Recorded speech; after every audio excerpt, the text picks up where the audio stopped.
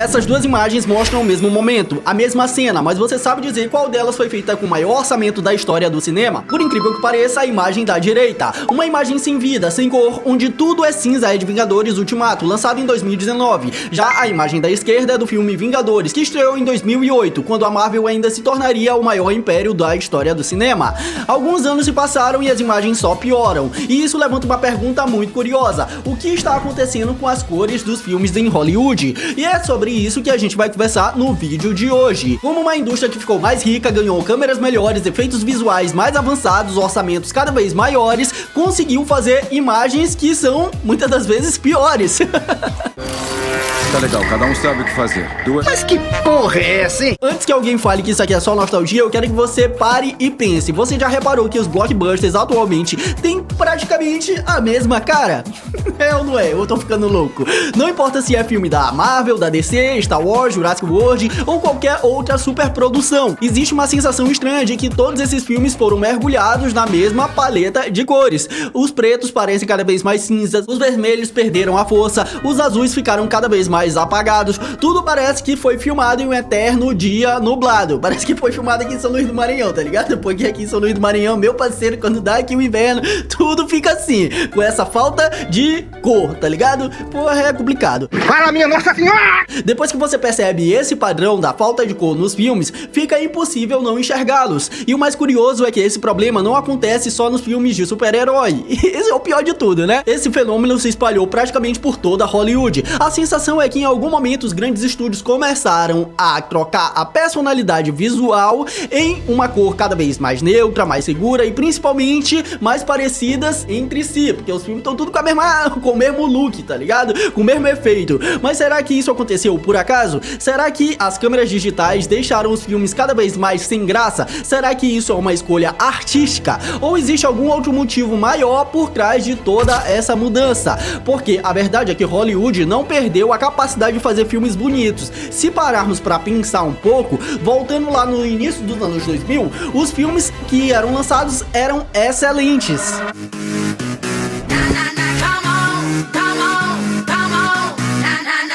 Então o problema nunca foi a quantidade de cor, mas sim o jeito que Hollywood passou a usar as cores, porque cor não é tipo assim uma maquiagem, mas sim uma linguagem, e ela existe pra contar a história antes mesmo do personagem poder abrir a boca e falar alguma coisa. Ele tem toda a razão. Uma boa fotografia consegue fazer você se sentir esperançoso, medroso, confortável, tenso, enfim, sem precisar dizer uma única palavra. Quem faz muito bem isso é aquela série Breaking Bad, tá ligado? Onde cada cor foi pensada como uma forma de despertar uma emoção no personagem, junto a você que tá assistindo. Ou seja, antes do personagem fazer alguma coisa, ele tomar a iniciativa, tu já consegue entender o estado de espírito que aquele personagem tem naquela cena. Se tem muito vermelho, pode ter certeza que o pau vai quebrar, vai ter raiva, vai ter discussão, vai ter algum conflito. Se tem um verde, então o personagem tá sendo um pouco ganancioso. Isso é só um exemplo. Será? Durante muito tempo, Hollywood entendia isso perfeitamente.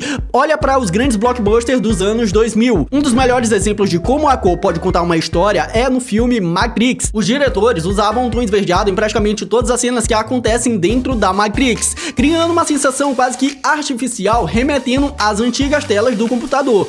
Já o mundo real possui uma fotografia mais fria, mais puxada para o azul, para o cinza, transmitindo uma atmosfera mais dura, uma atmosfera mais desoladora, desesperançosa. É isso? É uma atmosfera assim que o cara não tem esperança. Eu acho que eu falei certo, né?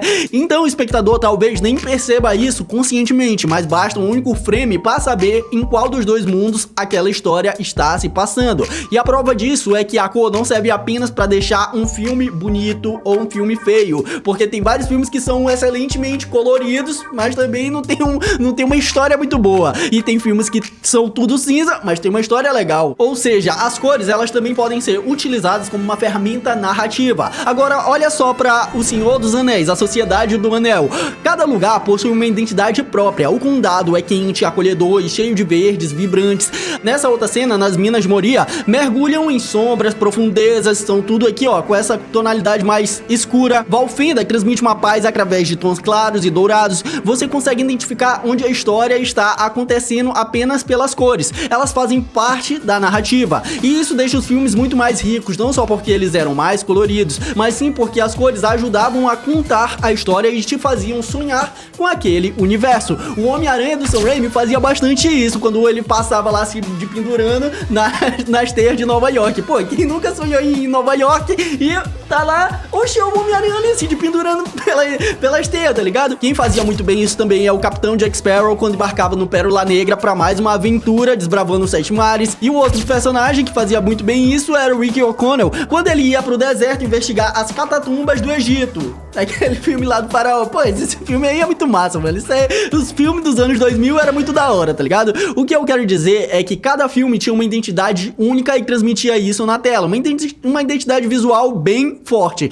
Agora, compare isso com os filmes blockbusters atualmente, tá ligado? Fecha os olhos por um instante e tenta imaginar qualquer cena de um filme grande aí dos últimos anos. Existe uma boa chance de você estar imaginando um céu cinza, muito concreto, pouco contraste. Sim, aquela cena lá do Capitão América, Guerra Civil, onde eles juntam meia dúzia de heróis pra sair na porrada, tá ligado? Aquela batalha do aeroporto. Pô, é uma batalha da hora? Sim, mas poderia ser muito melhor se ela fosse, assim, um pouco mais colorida, né? Pelo amor de Deus. É como se dezenas de filmes diferentes começassem a compartilhar exatamente a mesma identidade visual, ou seja, o mesmo tom acinzentado. E é aí que surge a pergunta: se Hollywood já provou inúmeras vezes que sabia usar as cores para contar uma história, o que aconteceu no caminho? Por que a indústria do cinema resolveu abandonar tudo isso?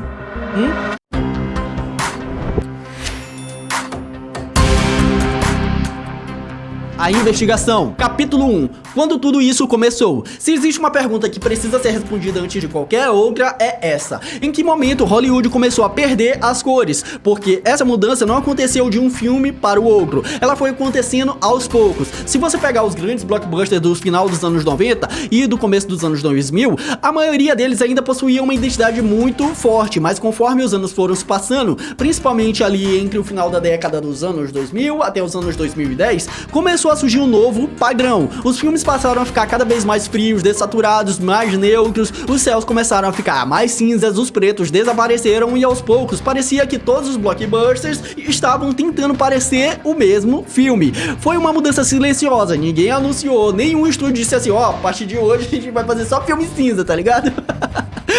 Mas olhando pra trás, fica meio difícil não perceber esse padrão. E isso nos leva para a próxima pergunta: se isso realmente aconteceu, quem influenciou essa mudança? Capítulo 2. O responsável pela mudança. É impossível falar sobre isso e não citar um nome: Christopher Nolan.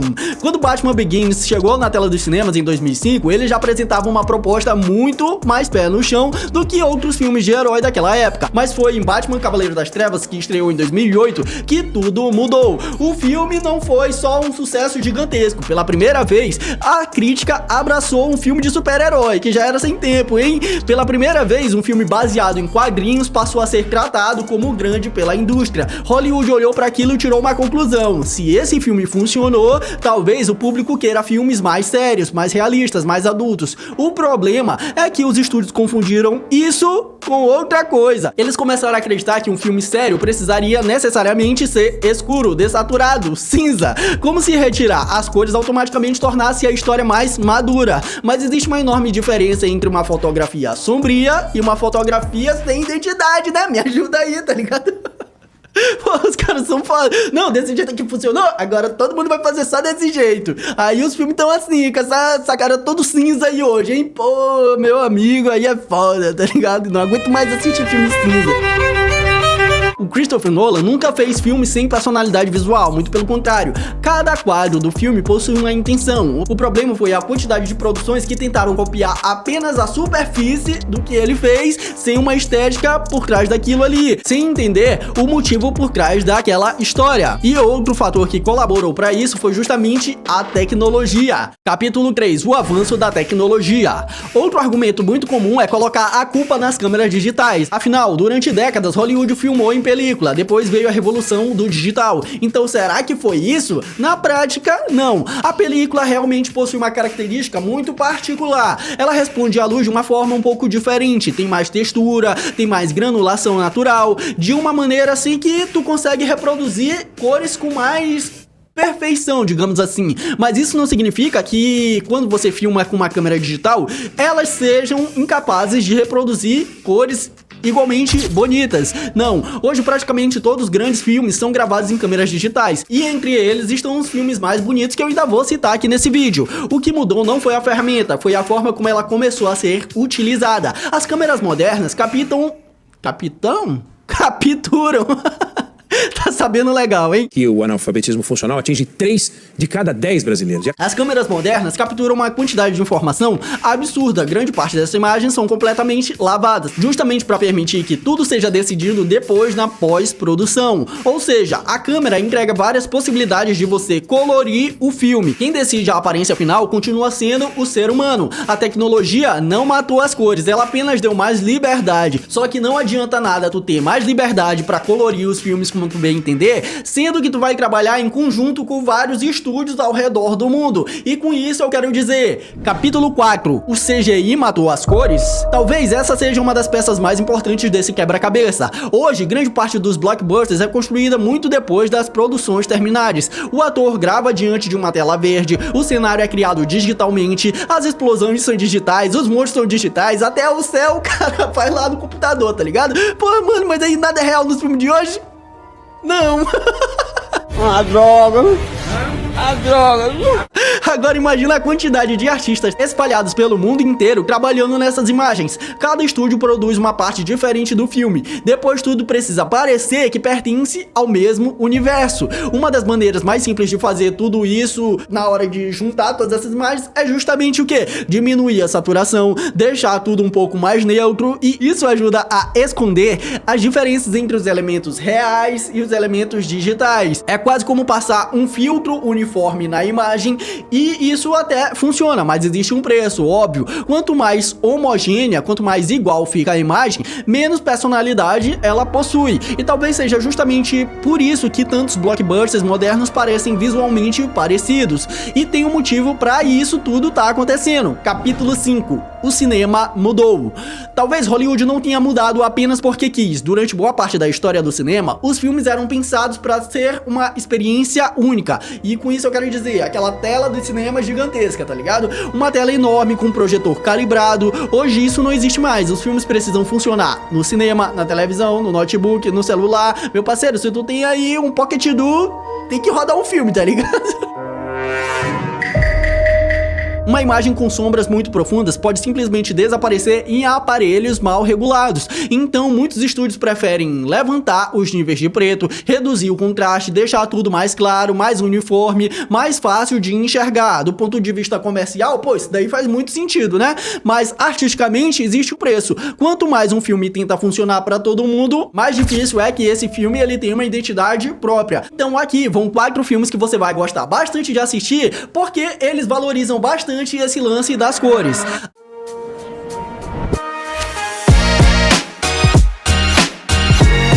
Para cada filme que abandona as cores, existem aqueles que se mantêm fiéis às cores para contar uma história excelente. E o primeiro deles é o filme Mad Max. Olha para Mad Max Estrada da Fúria. É um filme gravado digitalmente, tem uma quantidade absurda de efeitos visuais, muito CGI, muito trabalho de pós-produção, e ainda assim é um dos blockbusters mais coloridos das últimas décadas. O deserto explode em tons de laranja, amarelo, o céu alterna entre azuis intensos e a noite completamente azuladas, as explosões parecem parecem pintadas, cada cena tem uma personalidade única. Já o segundo filme da lista é filme 2, Duna. Agora compare isso com Duna parte 2, é praticamente o oposto, um filme muito mais contido, mais silencioso e muito mais sério. Mesmo assim, o diretor constrói uma identidade visual fortíssima. O planeta Arrakis parece vivo, a areia ganha diferentes tons dependendo da luz, as sombras são profundas, os pretos finalmente voltam a ser pretos e não o acinzentado, e mesmo usando uma paleta de cores muito limitada, o filme nunca parece sem vida,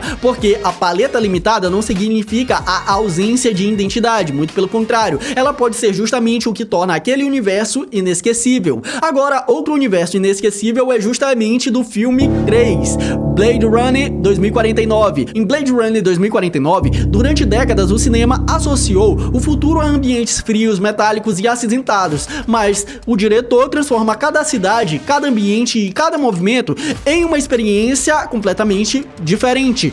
Existe um laranja intenso das tempestades de areia, o azul profundo das cenas noturnas, o amarelo quase sufocante de Las Vegas, o neon espalhado pelas ruas. Essa cena aí é muito linda, pelo amor de Deus. Tudo tem intenção, tudo ajuda a contar aquela história. E aqui uma bela história é justamente o que acontece no filme 4, Era Uma Vez em Hollywood. Here I come. Oh, here I come. Dirigido por Quentin Tarantino, Era Uma Vez em Hollywood é um dos filmes que recria Los Angeles dos anos 60, usando aquilo que muitos blockbusters parecem ter medo de fazer hoje em dia. Cores quentes, luz natural, contraste, textura, o filme transmite a nostalgia mesmo antes dos personagens começarem a conversar. É como se a fotografia dissesse constantemente em que época aquele filme está se passando. Percebe o padrão? Nenhum desses filmes abriu mão da tecnologia moderna. Todos utilizam câmeras digitais, todos passam pelos processos complexos de pós-produção, todos utilizam efeitos visuais e mesmo assim, cada um possui uma identidade completamente diferente, mas ao mesmo tempo, muito bonita, né?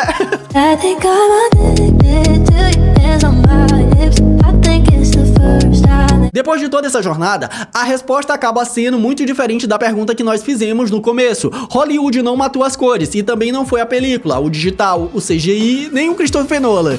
A verdade é que Hollywood passou pouco a pouco a trocar a identidade visual por cada vez mais segurança, escolhas artísticas por decisões de mercado, personalidade por padronização. E talvez seja exatamente por isso que tantos filmes modernos parecem ter a mesma cara. Não é porque o cinema desaprendeu a fazer imagens bonitas, mas porque em algum momento ela começou a acreditar que ser neutro era justamente a escolha mais segura, já que o cinza é a cor que representa a falta de personalidade. Eu sou o Ultimar, esse é o canal Mediões e se inscreve, valeu? É nóis.